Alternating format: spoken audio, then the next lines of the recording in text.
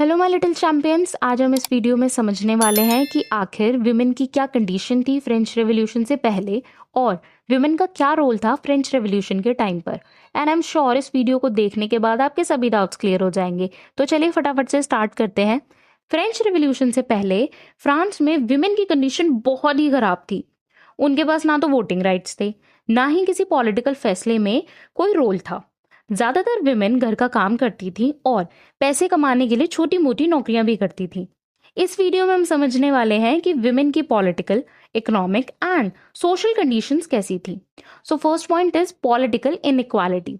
Women को passive citizen माना जाता था, मतलब वोट देने का राइट नहीं था विमेन के पास। सिर्फ वो पर्सन जो 25 ईयर से ज्यादा के हों और टैक्स देते हों, उन्हीं के पास राइट था वोट देने का और उन्हें ही एक्टिव सिटीजन माना जाता था।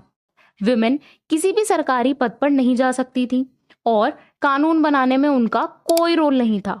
Second point is economic hardship. ज्यादातर विमेन थर्ड स्टेट में आती थी, मींस आम लोगों की कैटेगरी में आती थी। जैसा कि आप जानते हैं, फ्रेंच सोसाइटी 3 स्टेट्स में डिवाइडेड थी, first state, second state and third state. First state में हमारे क्लर्जी आते थे, सेकंड स्टेट में हमारे नोबल्स आते थे और थर्ड स्टेट में आते थे हमारे पीजेंट, सर्वेंट्स और विमेन। तो ज्यादातर विमेन थर्ड स्टेट में आती थी, मींस आम लोगों की कैटेगरी में आती थी। उन्हें पैसा कमाने के लिए सीमस्ट्रेस मींस कपड़े सिलने वाली, लॉन्ड्रेस मींस कपड़े धोने वाली, डोमेस्टिक सर्वेंट मींस नौकरानी या फिर सब्जी और फूल बेचने का काम करना पड़ता था। उनकी सैलरी मेन से कम होती थी, चाहे काम सेम हो। इट मींस अगर मेन एंड विमेन दोनों सेम काम कर रहे हैं तब भी विमेन को सैलरी कम मिलेगी। साथ ही उन्हें घर का सारा काम करना पड़ता था, जैसे बच्चों की देखभाल, खाना बनाना, पानी लाना और ब्रेड के लिए लंबी लाइन में लगना। Third point is lack of education. ज्यादातर गर्ल्स स्कूल नहीं जा पाती थी, सिर्फ अमीर घर की लड़कियां ही कॉन्वेंट स्कूल जा सकती थी, जहां उन्हें बस घर का काम, डोमेस्टिक स्किल्स और रिलीजियस वैल्यू दी जाती थी। शादी उनका फाइनल गोल होता था। उन्हें डॉक्टर, लॉयर या ऑफिसर बनने का मौका नहीं दिया जाता था। Fourth point is social status. Women अपने फादर या फिर अपने हस्बैंड पर ही डिपेंडेंट होती थी। उनके कोई लीगल राइट या फिर लीगल आइडेंटिटी नहीं थी, मींस उनका कोई लीगल अधिकार या पहचान नहीं थी। शादी के बाद उनकी प्रॉपर्टी और डिसीजन मेकिंग का कंट्रोल उनके पति के पास होता था। समाज उनकी भूमिका सिर्फ घर चलाने और सपोर्ट करने तक ही मानता था। अब हम समझेंगे विमेन का क्या रोल था रेवोल्यूशन में। इन सब रिस्ट्रिक्शंस के बावजूद भी विमेन फ्रेंच रेवोल्यूशन में एक्टिवली पार्टिसिपेट करती थी। उन्होंने अक्टूबर 1789 में वर्साइल की तरफ मार्च किया, जहां उन्होंने सस्ती ब्रेड और राशन की डिमांड की।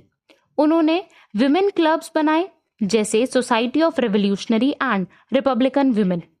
ओलंपे डे जॉर्ज जैसे लीडर्स ने विमेन के राइट्स के लिए लिखा, जिसमें उन्होंने declaration of the rights of women and the female citizen जारी किया। अब हम समझेंगे कि रेवोल्यूशन के बाद क्या क्या चेंजेस आए। विमेन की पॉलिटिकल डिमांड्स को इग्नोर कर दिया गया। 1793 में विमेन्स क्लब बंद कर दिए गए। ओलंपे को फांसी दे दी गई, मींस गुलेटिन कर दिया गया। विमेन वोट नहीं दे सकती थी और पॉलिटिक्स में भी उनका कोई हक नहीं था। फ्रांस में विमेन को वोट का राइट 1946 में मिला, रेवोल्यूशन के कई सालों बाद। सो इन शॉर्ट, अगर हम इस पूरे टॉपिक को कंक्लूड करें तो फ्रेंच रेवोल्यूशन से पहले विमेन की कंडीशन बहुत ही खराब थी। उनके पास ना ही पॉलिटिकल, ना सोशल और इकोनॉमिक राइट्स नहीं थे, लेकिन फिर भी उन्होंने रेवोल्यूशन में अपना बड़ा कंट्रीब्यूशन दिया। उनका स्ट्रगल विमेन के राइट्स के लिए एक लंबी लड़ाई का पहला कदम था। ये जो आप पॉइंट्स देख रहे हैं, ये वही पॉइंट्स हैं जो अभी मैंने आपको समझाए हैं, बस इनको शॉर्ट कर दिया गया है ताकि आप इन पॉइंट्स को अपनी रिवीजन में यूज कर सकें, या फिर अगर आप चाहें तो इन्हें आप अपने एग्जाम में भी लिख सकते हैं। All right, hope it makes clear to you. अगर आपको इस क्वेश्चन की PDF चाहिए तो आप मेरे टेलीग्राम चैनल से डाउनलोड कर सकते हैं और मेरे टेलीग्राम चैनल का लिंक आपको वीडियो के डिस्क्रिप्शन बॉक्स में मिल जाएगा। तो stay tuned and thanks for watching.